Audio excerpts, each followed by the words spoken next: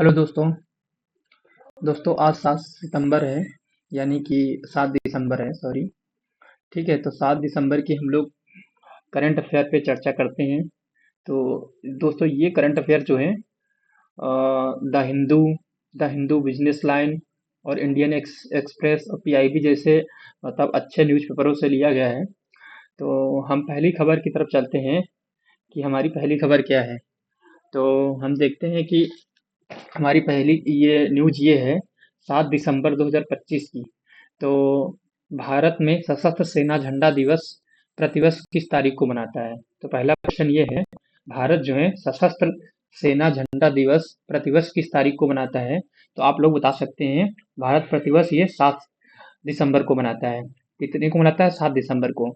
यह दिवस कब से मनाया जा रहा है? तो ये दिवस 1949 से भारतीय सशस्त्र बलों के मतलब कर्मियों के कल्याण के लिए, धन जुटाने के लिए, हर बार उनके बलिदान को सम्मान देने के लिए मनाया जाता है दोस्तों। ठीक है, मतलब 1949 से भारतीय सेना हर वर्ष मनाती है। क्वेश्चन नंबर दूसरा ये है कि हाल ही में भारत और किस देश के बीच संयुक्त सैन्य अभ्यास हरिमऊ शक्ति का 5वां संस्करण शुरू हुआ? दोस्तों ये बहुत इंपॉर्टेंट है।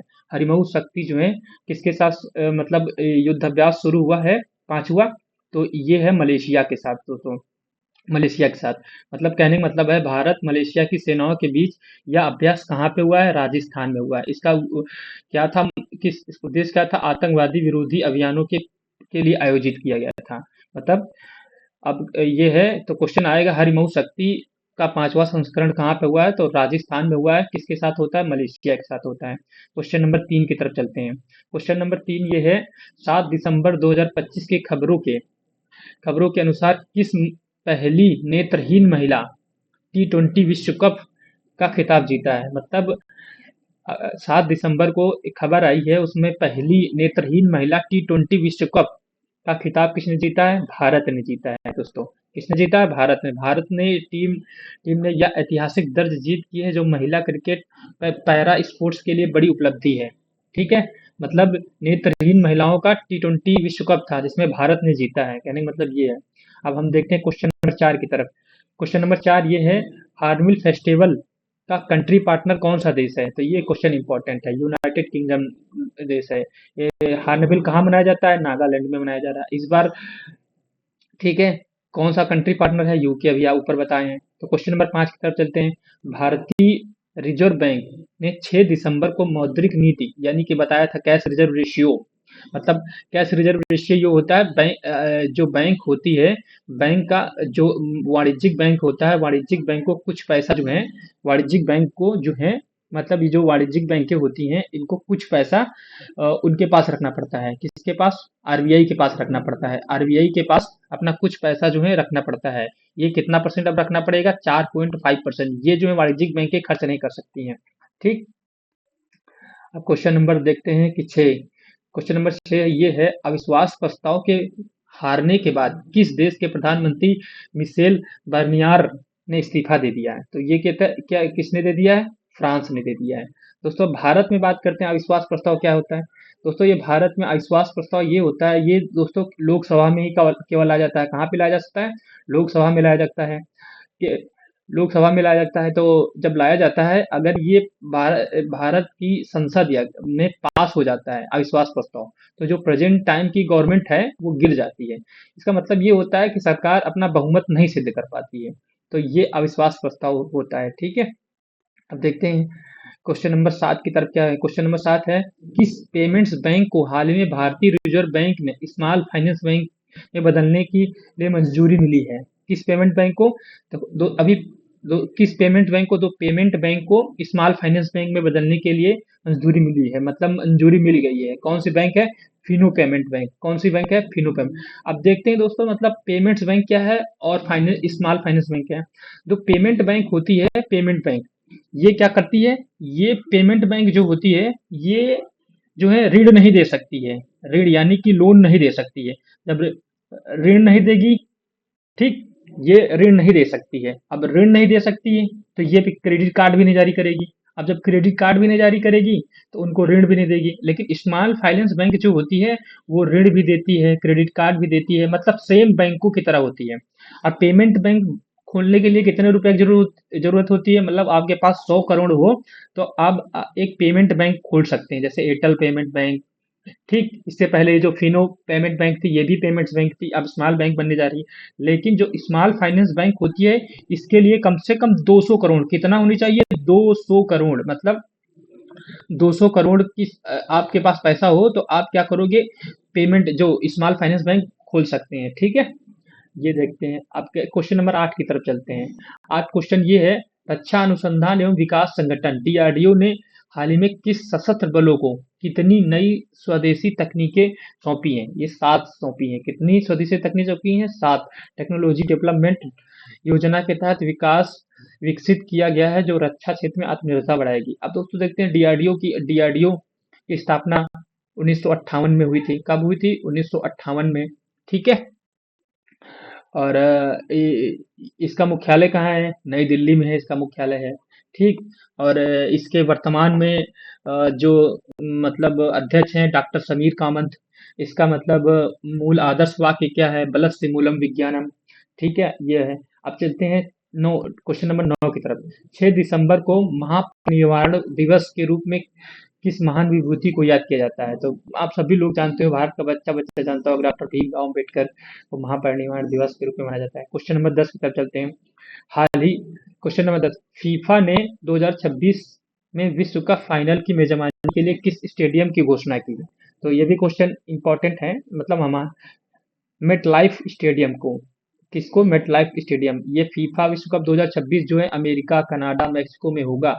या फाइनल न्यूयॉर्क जो है न्यू जर्सी के मेट लाइफ स्टेडियम में खेला जाएगा। सेबी, आपने कहा सेबी ने हाल ही में किस इंफ्रास्ट्रक्चर इन्वेस्टमेंट ट्रस्ट को पंजीकरण की मंजूरी दी? ठीक, किसको दी थी पंजीकरण की मंजूरी? राजमार्ग इंफ्रास्ट्रक्चर इन्वेस्टमेंट। दोस्तों यह कदम राष्ट्रीय राजमार्ग की संपत्ति को मुद्रीकरण करने में मदद मिलेगा। ठीक, क्वेश्चन नंबर 12 की तरफ चलते हैं। हिंदुस्तान कॉपर लिमिटेड ने खनिज अन्वेषण के लिए किसके साथ समझौता किया? खनिज एनटीपीसी के साथ समझौता किया।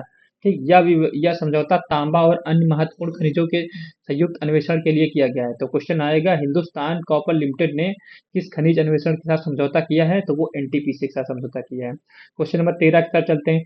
हाल ही में ग्लोबल एनर्जी लीडर समिट 2025 का आयोजन किस शहर में हुआ है? यानी कि कहने का मतलब है जो ग्लोबल लीडर समिट जो है किस शहर में हुआ? तो पूरी उड़ीसा में हुआ।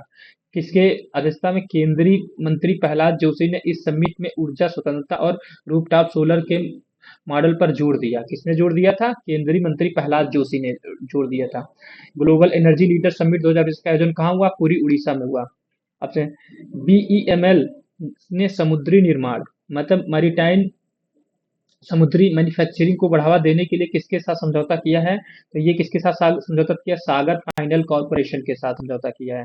ठीक, इसका उद्देश्य है समुद्री क्षेत्र में मेक इन इंडिया को बढ़ावा देना, घरेलू उत्पादों को वित्तीय सहायता प्रदान करने के लिए। मतलब जो बीईएमएल ने समुद्री विनिर्माण को बढ़ावा देने के लिए किसका? सागर माला फाइनेंस कॉरपोरेशन के साथ समझौता किया। अब क्वेश्चन देखते हैं 15 नंबर। भारतीय मानक ब्यूरो बीआईएस द्वारा जारी नए भूकंप मानचित्र में पूरे हिमालय को किस श्रेणी में दर्जा दिया है? किसकी? उच्चतम जोखिम के, उच्चतम जोखिम जोन नंबर 5।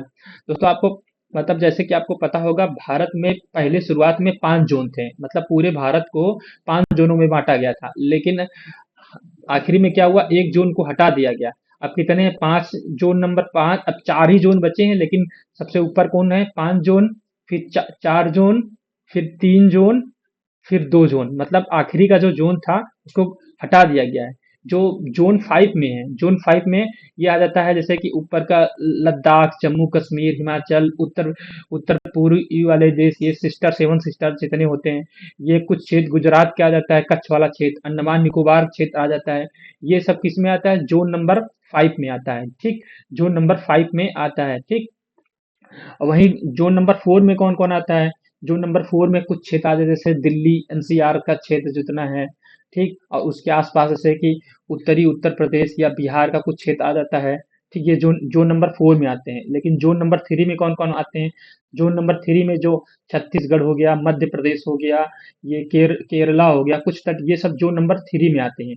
ठीक, अब लेकिन जोन नंबर 2, जो जोन नंबर 2 है, ये सबसे स्थिर क्षेत्र है। यानी इसमें जो है जोन नंबर 2 दक्कन का क्षेत्र आता है। तो आप लोग समझ गए होंगे कि भारत को जो है पहले 5 था, अब 4 जोनों में बांटा गया है। 4 जोनों में बांटा गया है, ठीक है, जिसमें से सबसे ज्यादा रिस्क किसमें है? जोन नंबर 5 में है। ठीक, अब ये क्वेश्चन भी है, भारतीय मानक ब्यूरो जो है सबसे ज्यादा भूकंपीय मानचित्र को पूरे हिमालय को किस क्षेत्र में रखा? उच्चतम जोखिम में। ठीक, क्वेश्चन नंबर 16 की तरफ चलते हैं। हाल ही में लोकसभा ने किस उत्पाद पर विशेष उपकर लगाने के लिए स्वास्थ्य सुरक्षा के लिए राष्ट्रीय सुरक्षा की मतलब की है? मतलब पान मसाला और तंबाकू उत्पादन। मतलब कह रहा है लोकसभा ने किस उत्पाद पर विशेष उपकर स्पेशल केस लगाने के लिए स्वास्थ्य सुरक्षा को राष्ट्रीय सुरक्षा। अब एक होता है दोस्तों उपकर और एक होता है सरचार्ज।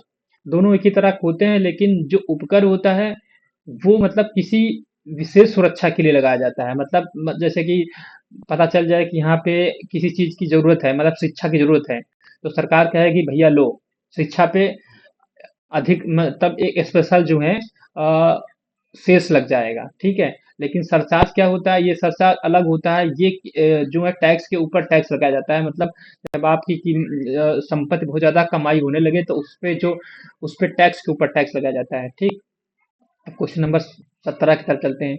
पेरिस में आयोजित एक समारोह में किस भारतीय कंपनी को टॉप 100 कॉरपोरेट स्टार्स में शामिल किया गया है? तो question number C, Bharat Petroleum Corporation Limited को शामिल किया गया है। क्वेश्चन नंबर 18, हाल ही में अमेरिका का एक उच्च स्तरीय प्रतिनिधिमंडल द्विपक्षीय व्यापार समझौता पर चर्चा के लिए भारत आ रहा है, इसका नेतृत्व कौन करेगा? तो कौन करेगा दोस्तों? रिंक स्वीटर्स स्वीटजर रिंक स्वीटजर करेंगे। ठीक है, यानी मतलब अभी से भारत और अमेरिका के बीच काफी मतलब बायलेटरल का विवाद चल रहा था। अमेरिका ने भारत पे 50% टैक्स लगा दिया, तो उसी को समझौते के लिए भारत में एक मतलब बायलेटरल ट्रेड एग्रीमेंट पर चर्चा करने के लिए एक समूह आ रहा है भारत, वो पूछा जा रहा है। ठीक, question number 19, international volunteer day कब मनाया जाता है? तो ये 5 दिसंबर को मनाया जाता है। ठीक, अब क्वेश्चन नंबर 20 का देखते हैं। हाल ही में डॉक्टर रेणुका अय्यर को किस अंतरराष्ट्रीय संस्था का मुख्य सचिव अधिकारी नियुक्त किया गया है? तो किसे नियुक्त किया गया? NCC, national comprehensive cancer network के रूप में। यह कैंसर उपचार के मानकों को तय करने के लिए एक प्रमुख अमेरिकी संस्था है। तो आप लोगों का करंट अफेयर कैसे लगा? तो आप लोग बताइएगा। ठीक है।